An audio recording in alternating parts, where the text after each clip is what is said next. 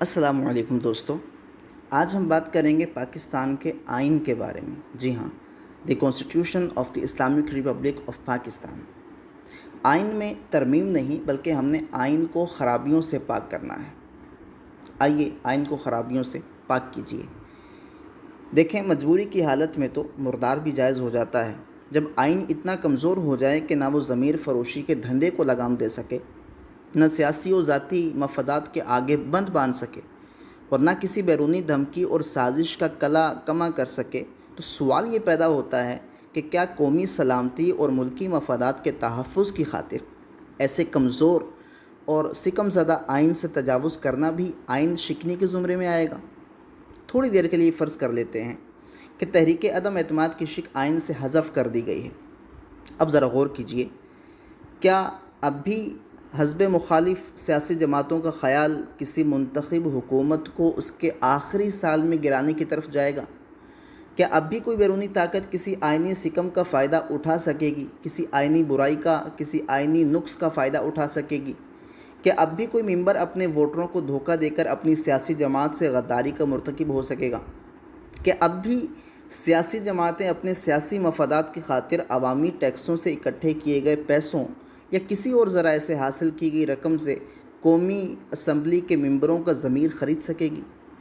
تو گویا اتنی ساری برائیوں کا گڑھ صرف ایک ہی چیز ہے، اور وہ ہے آئین۔ آئین کے اندر تحریک عدم اعتماد کی شک۔ اس کے بعد اب ایک اور سوال یہ پیدا ہوتا ہے کہ ایسی منبع جرائم و گناہ اور فتنہ پرور آئینی شک کا تحفظ کرنا کیا نیکی کے زمرے میں آتا ہے یا برائی کا ساتھ دینے کے مترادف ہے؟ جب کوئی شخص کسی سیاسی جماعت میں شامل ہوتا ہے تو گویا وہ یہ اعلان کرتا ہے کہ اب اسے اس سیاسی جماعت کے نظریے اور نصب العین پر مکمل یقین ہے، لہٰذا اب وہ اپنی سیاسی جدوجہد اس سیاسی جماعت کے رہنما کے بتائے ہوئے طریقے اور اصولوں کے مطابق جاری رکھے گا اور کسی بھی مشکل وقت میں ساتھ نہیں چھوڑے گا۔ اس کے بعد اگر یہ سیاسی جماعت اسے انتخابات لڑنے کے لیے ٹکٹ دے، نتیجتاً وہ انتخابات جیت جائے، تو اب اخلاقی طور پر اسے اگلے انتخابات تک ہرگز اپنی سیاسی جماعت کا ساتھ نہیں چھوڑنا چاہیے۔ لیکن بدقسمتی سے آئین میں اس کے لیے کوئی ایسی شک ہی موجود نہیں ہے۔ ثابت ہو گیا کہ آئین میں نہایت گہرا سکم موجود ہے، بہت بڑی خرابی، بہت بڑا نقص موجود ہے۔ یہی وہ آئینی خرابیاں ہیں جن کی وجہ سے پاکستان میں سیاسی عدم استحکام جنم لیتا ہے۔ یہاں یہ بات سمجھنے کی ضرورت ہے کہ آئین دراصل انسانوں ہی کا بنایا ہوا ایک دستور ہوتا ہے، ایسی دستاویز جو ملک کا نظم و نسق چلانے کے لیے معاون و مددگار ہوتی ہے۔ یہ کوئی آسمانی صحیفہ نہیں ہے کہ اسے مقدس سمجھا جائے یا اس میں تحریف کو گناہ قرار دیا جائے اور اس کی حفاظت کے لیے آئین بچاؤ مہم شروع کر دی جائے۔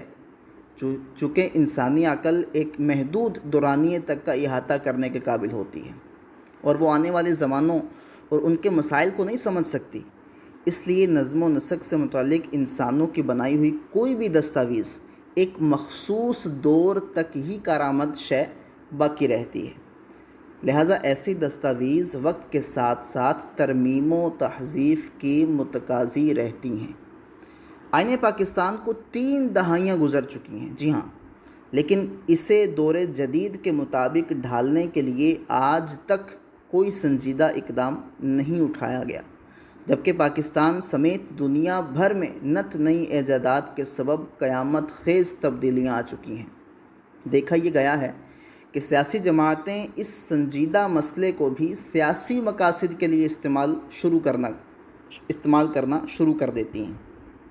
آئین پاکستان کے تحفظ کے لیے ایک آئینی بورڈ کی باقاعدہ تشکیل ہونی چاہیے جو مختلف ماہرین پر مشتمل ہو۔ اس کا کام نت نئی ایجادات کی وجہ سے دنیا میں آنے والی تبدیلیوں اور خاص طور پر پاکستان میں پیدا ہونے والی انتظامی تبدیلیوں سے آئین کو ہم آہنگ کرنے کے لیے ٹھوس تجاویز تیار کر کے وزیر قانون کو پیش کرنا ہو۔ حالات حاضرہ کے سیاسی تناظر میں آئین کے سکم کو، آئین کی اس خرابی کو اور بھی زیادہ شدت سے محسوس کیا جا سکتا ہے۔ اس میں شک نہیں کہ زندہ قومیں تاریخ سے سبق سیکھتی ہیں، ہمیں بھی اب سبق سیکھ لینا چاہیے۔ آئین کا وہ حصہ جو مفاد پرست اور عدم نظریے کے حامل پارلیمانی ممبران کے ضمیروں کی خرید و فروخت کا باعث بن رہا ہو، بلکہ جس سے کوئی بھی طاقتور ملک پاکستان کے بے ضمیر ممبران کو خرید کر منتخب حکومت کو دھمکانے کی جرات کر سکتا ہو، قومی سلامتی اور ملکی مفاد میں آئین کے اس حصے کو حذف کر دینا ہی بہتر ہے۔ السلام علیکم، خدا حافظ۔